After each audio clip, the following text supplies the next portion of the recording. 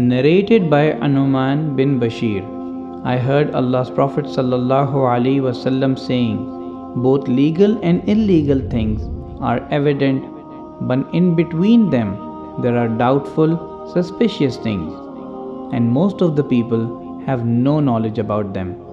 So whoever saves himself from these suspicious things saves his religion and honor.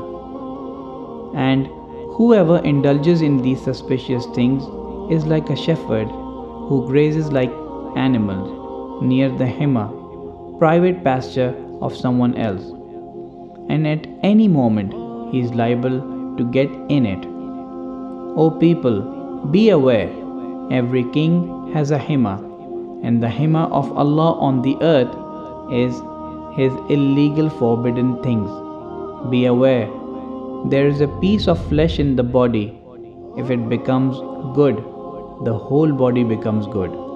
But if it gets spoiled, the whole body gets spoiled, and that is the heart. Hadith number 52, Sahih Bukhari.